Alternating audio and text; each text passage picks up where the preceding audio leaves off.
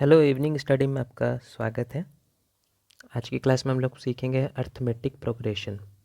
Arithmetic progression मतलब होता है एपी। शॉर्ट में इसको क्या बोलते हैं? AP, arithmetic progression. ये होता क्या है? बेसिकली एक सीरीज है। देखिए, जैसे मान लीजिए कि एक सीरीज में लिख रहा हूँ 2, 4, 6, 8, 10, 12।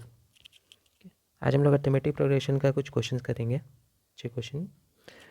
तो देखिए, इस सीरीज में क्या हो रहा है कि हर के बीच में 2 का डिफरेंस हो रहा है। 4 में 2 जोड़ेंगे तो 6 मिलेगा, 6 में 2 जोड़ेंगे तो 8 मिलेगा, 8 में 2 जोड़ेंगे तो 10 मिलेगा, 12 मिलेगा, 10 में 2 जोड़ेंगे तो इसमें देखिए क्या हो रहा है कि सभी में इक्वल इक्वल डिफरेंस है। जब इस तरह का इक्वल डिफरेंस बनता है किसी सीरीज में, तब हम बोलते हैं कि वो सीरीज किस में है? एपी में है। मतलब डिफरेंस क्या होना चाहिए? सेम होना चाहिए। इस इक्वल डिफरेंस को ही हम लोग बोलते हैं common difference, CD. Common difference, common difference, जिसको हम लोग सीडी बोलते हैं या हम लोग टी से दिखाते हैं, कॉमन डिफरेंस। और इस सीरीज का पहला टर्म को फर्स्ट टर्म हम लोग बोलते हैं। ये फर्स्ट टर्म है। फर्स्ट टर्म को हम लोग ए से दिखाते हैं, ए से, और कॉमन डिफरेंस को दिखाते हैं डी से। ठीक है। तो एक बात बताइए कि अगर ये ए है, जैसे मैंने लिखा 2, 4, 6, 8 है, अगर ये ए है तो 4 कैसे बन रहा है? 4 मिल रहा है, ए में डी जोड़ के मिल रहा है कि नहीं? मिल रहा है। अगर ये 6 है तो प्रीवियस वाला टर्म जो ए प्लस डी है, उसमें एक और डी जोड़ के मिल रहा है कि नहीं? देखिए, ए प्लस डी 4 है, 4 में 2 जोड़ रहे तो 6 मिल रहा है। तो अगला वाला 8 है, वो कैसे मिल रहा है? ए प्लस डी में एक और डी जोड़ के मिल रहा है। तो इन शॉर्ट हम ये कह सकते हैं कि ये फर्स्ट टर्म ए है, अगला टर्म ए प्लस डी है, तो अगला टर्म क्या होगा? ए प्लस 2 डी होगा। और उसका अगला टर्म क्या होगा? ए प्लस 3 डी होगा। ए प्लस 3 डी। ये कौन सा टर्म है? ये दूसरा टर्म है, ये सेकंड टर्म है, ये तीसरा टर्म है, ये चौथा टर्म है। तो यानी इससे एक बात निकल के ये आती है कि जब मुझे पहला टर्म बोले तो वो मेरा तो ए ही होगा, जब मुझे दूसरा टर्म बोले तो वो होगा ए प्लस डी, जब मुझे तीसरा टर्म बोले वो होगा ए प्लस 2 डी, जब मुझे चौथा टर्म बोले तो वो होगा ए प्लस 3 डी। सीधा पैटर्न दिख रहा है। 4 बोलेगा तो एक कम कर देंगे 3 डी। इस तरह ए 17th टर्म बोलेगा तो हो जाएगा ए प्लस 16 डी होगा। अगर मुझे A20 बोले कोई 20वां टर्म, तो क्या बोल सकते हैं? ए प्लस 19 डी बोल सकते हैं। सिंपल। तो इन जनरल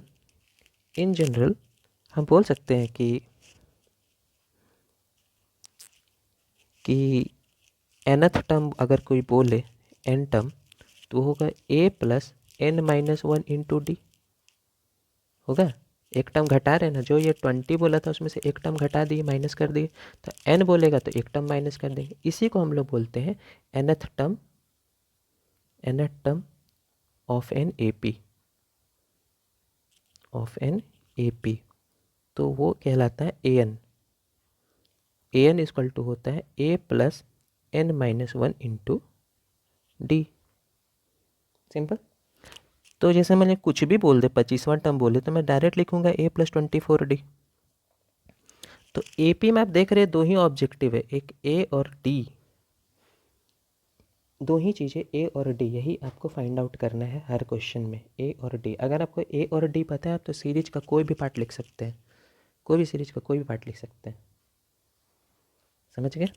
तो इस सेप तो हम क्या सीखें? AP किसको बोलते हैं? जब कोई सीरीज चल रहा हो और उसमें एक कॉमन डिफरेंस बन रहा हो, एक ही तरह का डिफरेंस बन रहा तो AP है। अगर एक ही तरह का डिफरेंस नहीं बन रहा तो AP नहीं कह सकते। जैसे मैं बोल दूँ, कुछ भी लिख दूँ, 2, 5, 7, 14, तो देखिए इसमें कितना का डिफरेंस बन रहा है? 3 का डिफरेंस बन रहा है, इसमें 2 का डिफरेंस बन रहा है, इसमें 7 का डिफरेंस बन रहा है। तो ये नॉट इन AP कहलाएगा, नॉट इन AP। ठीक है। तो अभी पहला पार्ट में हम लोग nth टर्म ही सीखेंगे, अगले पार्ट में सम ऑफ n टर्म सीखेंगे। तो आइए फर्स्ट क्वेश्चन देखते हैं। फर्स्ट क्वेश्चन है find the nth term and the 12th term of the list of the number 5 2 -1 4। तो ये देखिए नंबर का सीरीज़ दिया हुआ है 5 2 -1 और -4। तो देखते हैं कि क्या ये AP में है। तो nth टर्म मुझे बोल रहा है, तो देखिए पहला टर्म तो 5 है। अब डिफरेंस निकालिए 5। डिफरेंस कैसे निकालेंगे, देखिए D का फॉर्मूला होता है A2 - A1, ठीक है, या A3 - A2। समझ रहे हैं, इसमें से ये घटाना है, इसमें से ये घटाना, उल्टा नहीं घटाना है, उल्टा नहीं घटाना है, पीछे वाले से आगे वाला को घटाना है तो आपको D मिलेगा। तो पहले चेक कीजिए कि क्या ये D है आपका। तो देखिए 2 - 5 करेंगे, 2 - 5 करेंगे तो क्या मिल रहा है, -3 मिल रहा है। एक और चेकिंग के लिए एक और निकाल लीजिए, -1 में से -2 घटा दीजिए, -1 से -2 घटा देंगे तो क्या बच रहा है, -3। सेम आ रहा है, इसका मतलब ये AP में है, क्योंकि क्वेश्चन में AP बोला नहीं है, फिर भी ऐसे आप चेक कर सकते हैं। तो आपका कॉमन डिफरेंस हो गया -3। अब आपका पूछ रहा है nth टर्म और 12th टर्म पूछ रहा है। तो चलिए पहले मैं 12th टर्म निकालता हूँ। A12 मैंने क्या बताया, A + 11D। तो A है आपको 5 + 11 और D की वैल्यू है -3। तो हो जाएगा 5 - 11 3 जा 33 हो जाएगा, प्लस माइनस माइनस, फिर 33 में 5 घटा दीजिए तो कितना हो जाएगा, 28 -28। तो A12 हो गया -28। उसी तरह पूछ रहा है nth टर्म। an का फॉर्मूला क्या होता है, A + n - 1 × D। ठीक है, तो A का वैल्यू आपको है 5 प्लस n आपको मालूम नहीं है, nth टर्म n ही है, और कॉमन डिफरेंस है -3। तो क्या हो जाएगा 5, देखिए -3 से इंटू करूँगा तो -3 × n -3n हो जाएगा, -3 × -1 +3 हो जाएगा। तो 5 और 3 हो जाएगा 8 माइनस यहाँ पे हो जाएगा 3n। यही है आपका an है। आप चाहते तो यहाँ से भी आप 12th टर्म निकाल सकते थे। A12 अगर आपको बोलेगा तो 8 माइनस n के जगह 12 पुट कर देंगे, तो 8 माइनस हो जाएगा 36। ठीक है, तो ये आ जाएगा -28। देखिए सेम आया, यहाँ से भी आप निकाल सकते थे।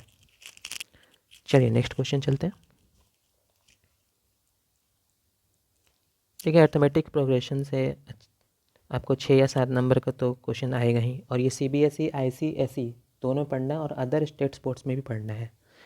तो बेटर इसको सीख लीजिए, बहुत ही आसान चैप्टर है, कुछ नहीं है इसमें।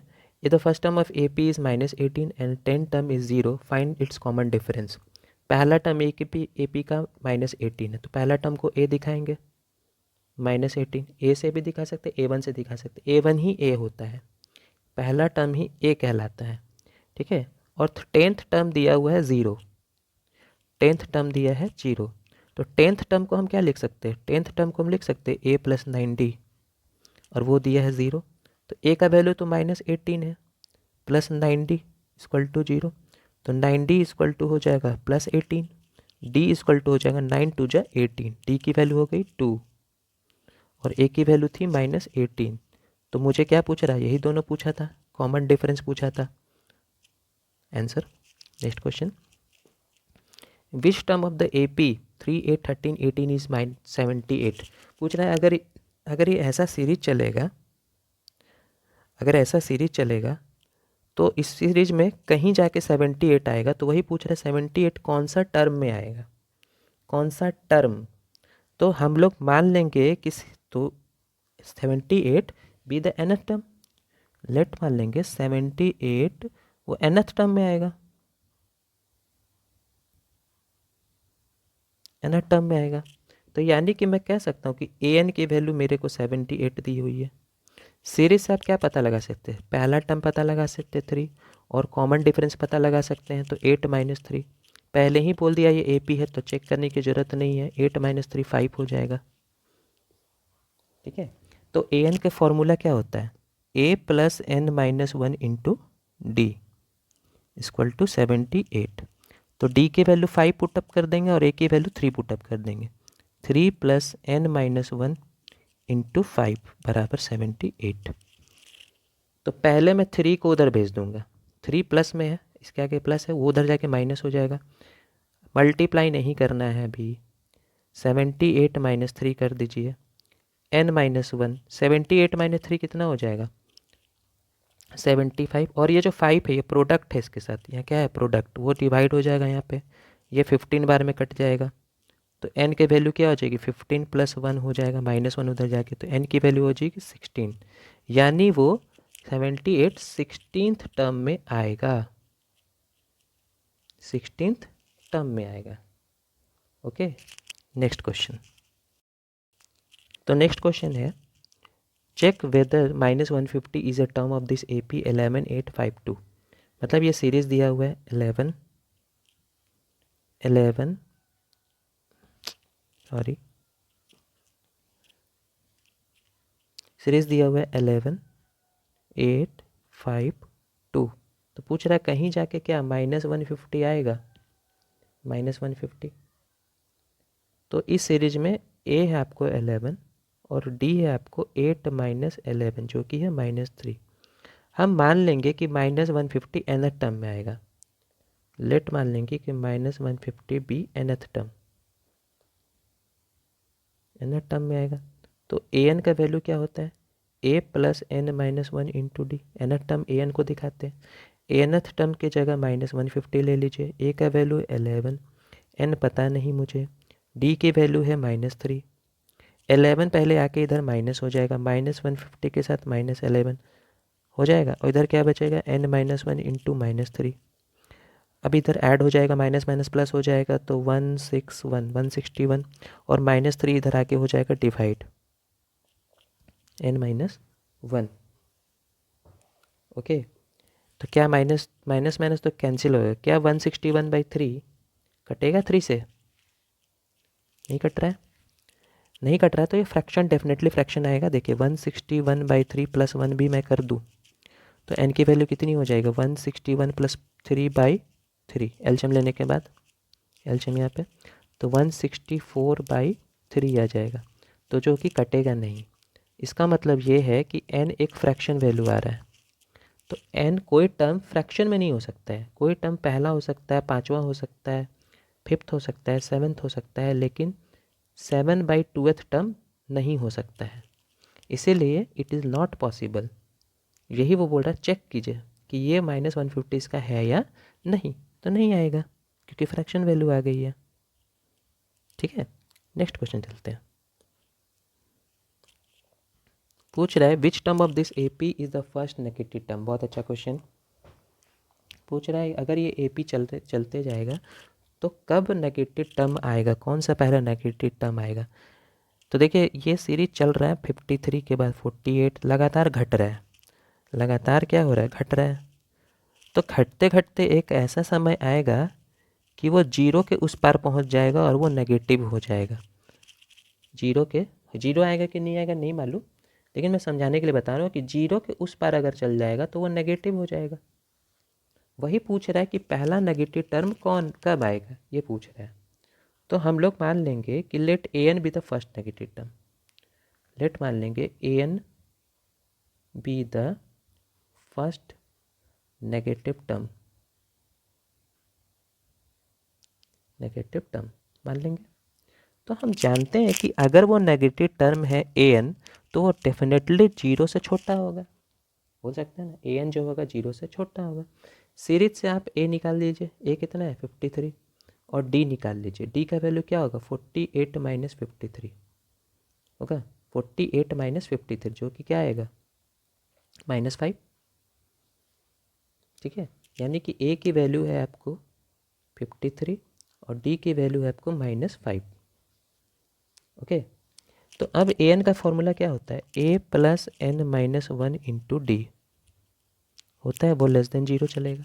a की वैल्यू 53 है, n मुझे पता नहीं, d के वैल्यू है -5 लेस देन जीरो। ओके, तो अब क्या करेंगे देखिए 53 को उधर भेज दीजिए पहले, इनइक्वालिटी में हालांकि उधर नहीं भेजा जाता है, लेकिन हम लोग ऐसे करते हैं। तरीका ये है कि 53 अगर हटाना है तो उधर -53 ऐड कर दीजिए, तब इधर दोनों तरफ -53 ऐड कर दीजिए तब हटेगा, लेकिन ठीक है हम लोग इस तरह भेज देते हैं -53। ठीक है, अब -5 डिवाइड होने जा रहा है, -5 क्या होने जा रहा है, डिवाइड होने जा रहा है। तो n-1 लेस देन -53/, अब ये कि यहाँ पे लेस देन नहीं होगा, यहाँ पे लेस देन नहीं होगा, क्योंकि कोई नेगेटिव टर्म जब यहाँ पे डिवाइड होने जाता है तो इनइक्वालिटी साइन क्या हो जाता है, चेंज हो जाता है। ये इनइक्वालिटी का रूल है, जब भी कोई नेगेटिव टर्म डिवाइड या मल्टीप्लाई होने जाता है उस तरफ, तो वो क्या हो जाता है, इनइक्वालिटी साइन चेंज हो जाता है। तो यहाँ से माइनस माइनस काट दीजिए, ठीक है। 53/5 हो जाएगा। अब n निकालने के लिए क्या होगा, 53/5 +1 हो जाएगा, ठीक है। -1 उधर जाके क्या हो जाएगा, +1 हो जाएगा। यहाँ पे -1 उधर जाके ऐड होना चाह रहा है, ये भी नेगेटिव क्वांटिटी है लेकिन उधर ऐड होने जा रहा है। मैंने क्या बोला, डिवाइड या मल्टीप्लाई अगर तो जाएगा तब इनइक्वालिटी साइन चेंज हो जाएगा। तो यहाँ पे अगर मैं सॉल्व करूँ तो 5 एलसीएम आ जाएगा तो 5 हो जाएगा, फिर 5 और 3 58/5 हो जाएगा फ्रैक्शन का ऐड। तो मैं बोल सकता हूँ कि n की वैल्यू ग्रेटर देन 58/5 क्या होता है, 5 पंजा 5, 5 पंजा 5 हो गया, 5 6 11.6 से जस्ट बड़ा। तो 11.6 कब आता है, देखिए 11 और 12 के बीच में आएगा, 11 और 12 के बीच में आएगा 11.6, यानी कि 11.6 से बड़ा तो 12 ही आएगा ना, 12 ही ना कोई टर्म होता है, 11.6 तो कोई टर्म नहीं होता है। तो n की वैल्यू हम क्या बोल सकते हैं, 12। n की वैल्यू क्या बोल सकते हैं, 12।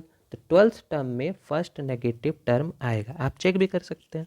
तो a12 निकाल लीजिए, a12 क्या होता है, a + 11d होगा। तो a की वैल्यू सीरीज में क्या थी, 53 थी, और d की वैल्यू थी -5।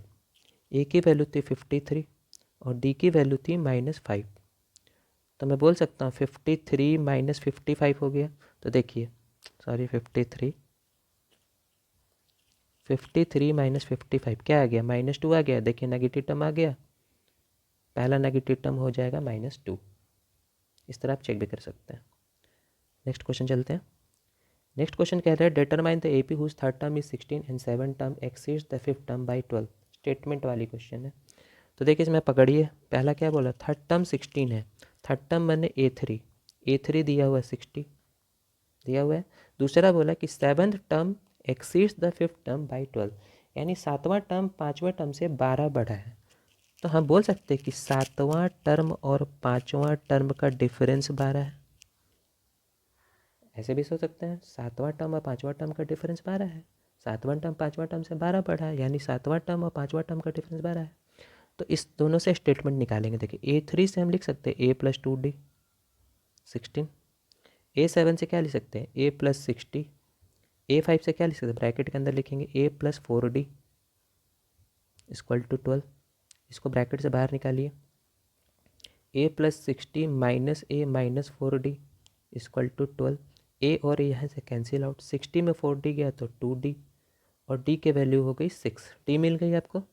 अब D की वैल्यू यहाँ डाल दीजिए, D की वैल्यू को यहाँ पे डाल दीजिए। तो A + 2 × 6 = 16, 6 2 जा 12, जाके उधर माइनस हो जाएगा 16 - 12, तो A की वैल्यू हो गई 4। A और D मिल गया आपको। मैंने क्या बोला, जब A और D मिल जाएगा तब कुछ भी निकाल सकते हैं।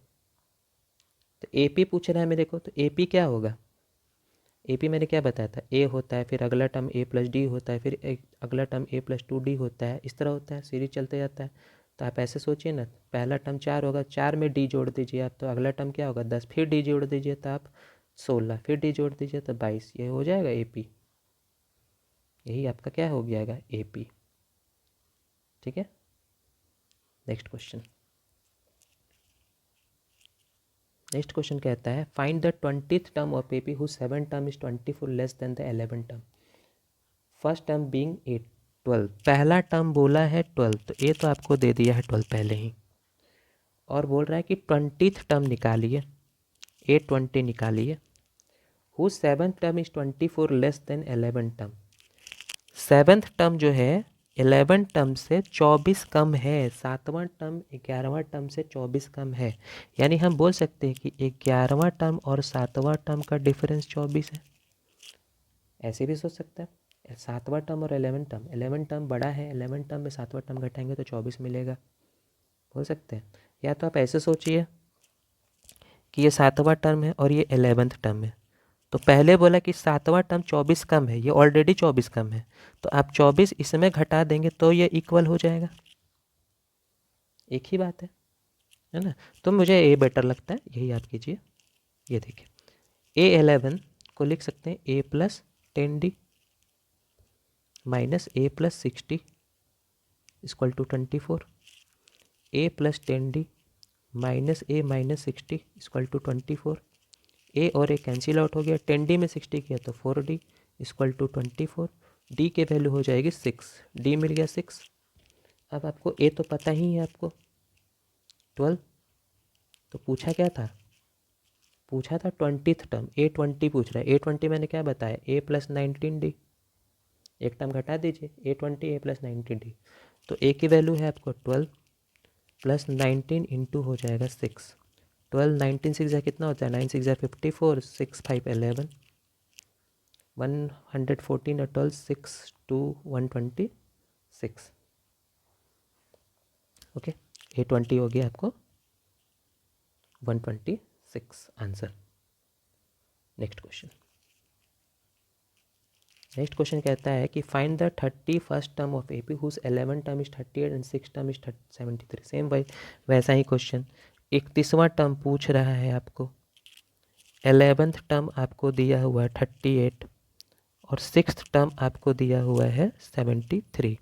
11th टर्म क्या होगा, A plus 10D equal to दिया है 38, 6th टर्म को क्या लिखते हैं, A प्लस 5D आपको दिया है 73। दोनों को सॉल्व कर लीजिए, तो देखिए A plus 10D, A plus 10D equal to दिया है 38, A plus 5D equal to दिया है 73। माइनस कर लीजिए, माइनस माइनस माइनस, दोनों इक्वेशन को, इक्वेशन 1 है ये और इक्वेशन 2 है ये, आप माइनस कर लीजिए तो A कट गया, 10 में 5 गया तो 5D होगा, और 73 में 38 घटाइए, माइनस में आंसर आएगा 5, और यहाँ हो जाएगा 6 में 3 गया तो 335। ओके, तो D की वैल्यू हो जाएगी आपको -7। A की वैल्यू भी चाहिए, A की वैल्यू क्या हो जाएगी, किसी में पुट कर दीजिए, चलिए इसी में पुट कर देते हैं। A plus 5 into -7 equal to 73, A minus 35 equal to 73, तो A की वैल्यू हो जाएगी 73 में 35 ऐड हो जाएगा, तो A की वैल्यू हो जाएगी आपको 5 3 8 7 3 10, 108, 108। ठीक है, तो आपको क्या पूछा था, 31st टर्म पूछा था, तो A31 इक्वल टू होगा A प्लस 30D होगा, तो A31 इक्वल टू A की वैल्यू है आपको 108 प्लस 30 और D की वैल्यू है -7, इंटू कर लीजिए, 108 माइनस 7 3 जा 21, 210, ये 1 है, 210, 210 में 100 घटाइए तो 110, 110 में 8 घटा दीजिए तो 102। Okay, simple.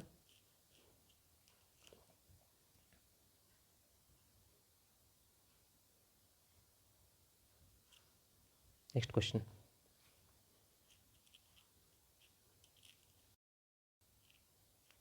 तो नेक्स्ट क्वेश्चन है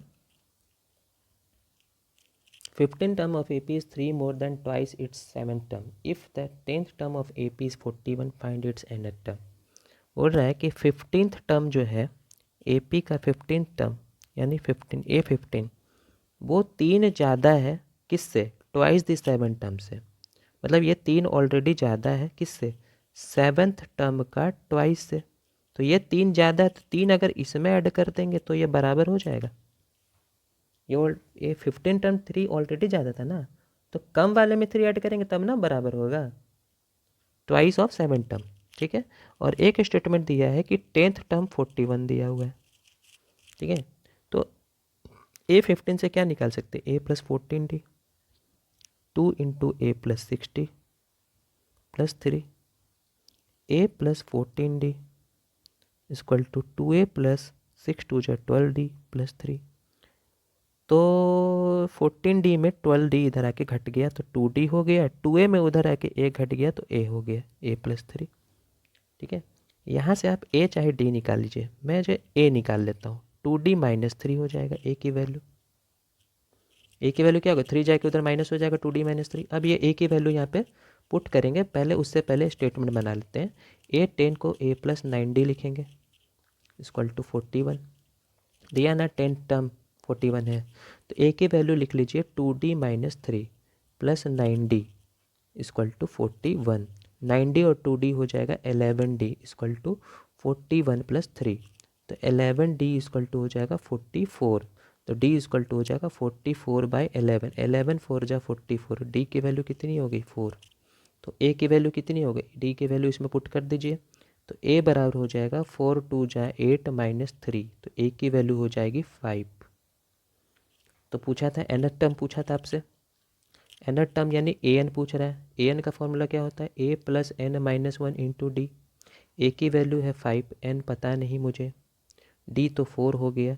तो मैं लिख सकता हूँ 5 4 दोनों से मल्टीप्लाई होगा, ब्रैकेट के बाहर है, तो 4n माइनस 4 हो जाएगा। 5 और 4, 5 में से 4 माइनस हुआ तो 1 बचेगा, 1 प्लस 4n, ये हो जाएगा an।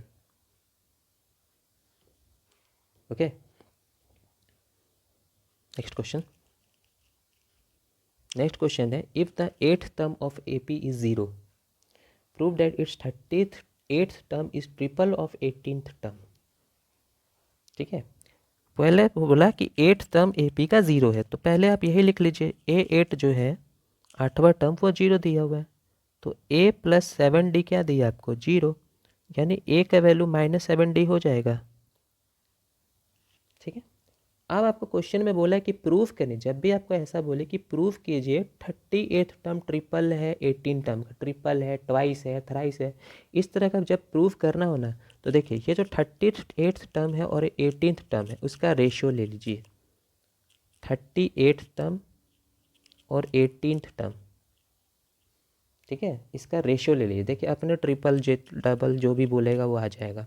38 को हम क्या लिख सकते हैं, 38 को लिख सकते हैं A प्लस 37D, और A18 को क्या लिख सकते हैं, A plus 17D।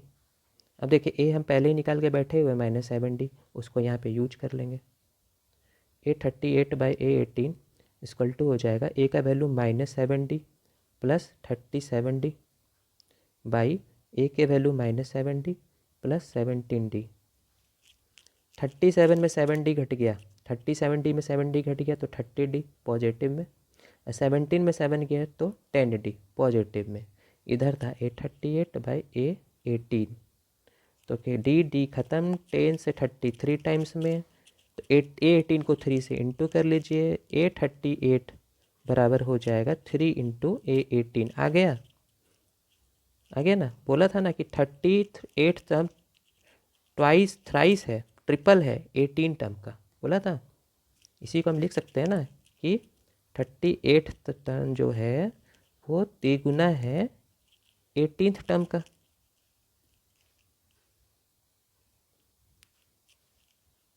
Eighteenth term का। Okay, next question. तो क्या इसमें सीखे, रेशियो ले लेना है। जब भी आपको बोले ट्रिपल डबल, जो भी टर्म का ट्रिपल डबल बोले तो रेशियो लेके बनाइए, डायरेक्ट आपको आ जाएगा। Next question, find the number of natural numbers between 101 and 999 which are divisible by both 2 and 5। अच्छा क्वेश्चन है ये भी। 2 और 5 दोनों से डिविजिबल होना चाहिए, और 101 से 999 के बीच में ऐसे कितने नेचुरल नंबर है जो 2 और 5 दोनों से डिवाइड हो रहा है। तो जब भी इस तरह का बोले 2 से डिवाइड होने वाला, 7 से डिवाइड होने वाला, या 2 and 5 दोनों से डिवाइड होना, तो एक सीरीज बनाना है आपको। क्या बनाना है, सीरीज बनाना है। तो देखिए 2 और 5 से जो डिवाइड होगा दोनों से, वो ऑब्वियस है कि 2 इंटू 5 होता है यानी 10, वो 10 से डिवाइड होगा ना। जो 2 और 5 से डिवाइड होगा, दोनों से डिवाइड होगा, वो 10 से डिवाइड होगा। जैसे आप देख 10 ही सोच ले, 10 का 20 जो है 2 और 5 दोनों से हो रहा है ना। तो 101 और 999 के बीच एक सीरीज सोचिए। 101 के जस्ट बाद कौन सा होगा, 110 होगा, फिर 120 हो जाएगा, फिर 130 हो जाएगा, फिर 140 हो जाएगा, और लास्ट कहाँ जाएगा, 990 तक जाएगा। ये दोनों से डिवाइड है 2 और 5 से। ठीक है ना, 2 और 5 दोनों से डिवाइड है। तो ये सीरीज बन गया तो हम ए फटाक से लिख देंगे 110 होगा, और डी तो 10 है ही, 120 में 110 घटा दिए, डी कितना आएगा, 10 आएगा। ओके, अब देखिए ए और डी मिल गया, तो मुझे पूछ रहा है कितना टर्म है, तो मैं मान लूँगा कि 990 मेरा लास्ट टर्म है, ये ए एन टर्म है। तो ए एन का फॉर्मूला क्या होता है, A plus N minus 1 into D होता है। एन ही ना पता करना है कितना टर्म है, एन क्या बताता है, नंबर ऑफ टर्म को बताता है, कितना टर्म है। तो ए एन आपको है 990, ए है आपको 110, प्लस एन है आपको नहीं मालूम, डी है आपको 10। 110 इधर आके 990 से पहले माइनस हो जाएगा, और 10 आके यहाँ डिवाइड हो जाएगा। हालांकि आप डायरेक्ट मत कीजिएगा, आप एक स्टेप लिख लीजिएगा। अब बताइए 990 में 110 घट गया तो कितना बचा, 880 बाई में 10 हो गया, इक्वल टू n माइनस 1 हो गया, 0 0 ख़त्म, 88। तो n की वैल्यू कितनी हो जाएगी, n की वैल्यू हो जाएगी 88 प्लस 1, यानी n की वैल्यू हो जाएगी 89। n की वैल्यू क्या हो जाएगी, 89। ओके, तो नेक्स्ट क्वेश्चन चलते हैं। कह रहा है कि the sum of 3 number in A P is 30 and the ratio of first number to the third number is 3/7, find the numbers. तो देखिए, जब भी आपको ए पी में 3 नंबर लेने को बोले, 3 नंबर आपको लेने को बोले, 3 नंबर इन ए पी, तो 3 number in A P, 3 number in A P वो लेंगे, बीच में देखिए ए, इधर है ए माइनस डी, और इधर है ए प्लस डी। ये आपको 3 नंबर लेना है, ए माइनस डी, ए और ए प्लस डी। 4 नंबर भी होता है, लेकिन जनरली 3 नंबर ही आपको देगा। क्या देगा, 3 नंबर ही देगा। 4 नंबर का क्वेश्चन आएगा तो मैं बताऊंगा। ए माइनस डी और ए प्लस डी। तो कह रहा है कि इन तीनों का सम जो है वो 30 दिया है, तो सम कर लीजिए, ए माइनस डी, ए और ए प्लस डी, इन तीनों का नंबर है सम है 30। तो सम करने से क्या हुआ, डी और डी कट गया, 3a बराबर हो जाएगा 30। तो a की वैल्यू हो जाएगी 30/3। 3 से 30 कट गया, a की वैल्यू हो गई आपको 10। अब बोलता है कि the ratio of first number to the third number, first number कौन है, a माइनस डी, और थर्ड नंबर कौन है, a प्लस डी, इन दोनों का ही रेशियो, यानी कि a माइनस डी और a प्लस डी का रेशियो है 3/7। तो a आपको पता है ना, 10 minus d by 10 plus d equal to 3/7। Okay, cross into कर दीजिए, यहाँ आप सी एन डी भी लगा सकते, क्रॉस इंटू कीजिए, 70 minus 7d, 30 plus 3d, 7d 3d उधर, 30 इधर आके घट गया तो 40 70 के साथ, 3d में 7d उधर आके ऐड हो गया तो 10d हो गया, है ना। इतना तो उम्मीद कर सकते समझ आ रहा होगा। माइनस 7d उधर आके 3d से ऐड हुआ तो 10d, 30 इधर आके 70 से गया तो 40, तो d के वैल्यू कितनी हो गई, 4 हो गई, 10 4 जा 40, d के वैल्यू आपको 4, a की वैल्यू आपको हो गई 10। तो नंबर पूछ रहा है, तो नंबर बना दीजिए, a माइनस डी क्या था number, a minus D, a और a प्लस डी, ठीक है। 10 माइनस 4 6, a हो गया 10, 10 प्लस 4 हो गया 14, 6 10 और 14, ओके नंबर। नेक्स्ट क्वेश्चन बोलता है sum of the first 3 term of AP is 33 if the product of first and third term exceed the second term by 20 and find the AP। फिर वही मान लेंगे, let the 3 term be, let the 3 term be, क्या मान लेंगे, terms be, A minus D, A plus D, ऐसे मान लेंगे। ए बीच में, ए माइनस डी इधर, माइनस करेंगे तो इस तरफ, प्लस करेंगे तो इस तरफ, ऐसे याद रख सकते हैं। कह रहा है कि तीनों का जो सम है, मतलब कि ए माइनस डी प्लस ए और प्लस ए प्लस डी, इन तीनों का सम 33 है। सम करने से डी और डी ख़त्म हो गया, 3a इक्वल टू हो जाएगा 33, a की वैल्यू हो गई 11। अब कहता है कि product of first and third term, first and third term यानी a माइनस टी और a प्लस टी, यही ना फर्स्ट और थर्ड टर्म था। फर्स्ट और थर्ड टर्म का प्रोडक्ट जो है एक्सीड बने ज़्यादा है किससे, सेकंड टर्म से, बाई 29। मतलब ये ज़्यादा है सेकंड टर्म, सेकंड टर्म कौन है, ए है। यानी हम बोल सकते हैं कि फर्स्ट इन दोनों का प्रोडक्ट और सेकंड टर्म का डिफरेंस कितना है, 29 है। ये मॉड नहीं है, ये ब्रैकेट है, ठीक है। यही ना क्वेश्चन बोला है कि फर्स्ट और थर्ड टर्म का प्रोडक्ट थर्ड सेकंड टर्म से ज़्यादा है, 29 से ज़्यादा है, मतलब इन दोनों का डिफरेंस 29 है। अब बताइए a plus b A minus b दिख रहा है यहाँ पे, a plus b A minus b, तो लिख सकते हैं a square minus b square और minus a equal to 29। Okay, यहाँ से आपको डी निकलेगा, ए का स्क्वायर हो गया 11 का स्क्वायर 121, माइनस डी स्क्वायर मालूम नहीं, ये ए हो गया 11 इक्वल टू 29। 129 में 11, 121 में 11 माइनस कर दिए 0, 110 minus d square equal to 29 हो गया। डी स्क्वायर उधर भेज दीजिए, 110 माइनस 29 इधर आ गया, डी स्क्वायर उधर भेज दीजिए, तो यहाँ 1 हो जाएगा, यहाँ 8 हो जाएगा, सही है। 9 1 1 10 8 10 11 इक्वल टू डी स्क्वायर। तो बताइए डी के लिए हम रूट 81 पुट करेंगे स्क्वायर हटाने के लिए, तो रूट 81 का स्क्वायर रूट होता है 9।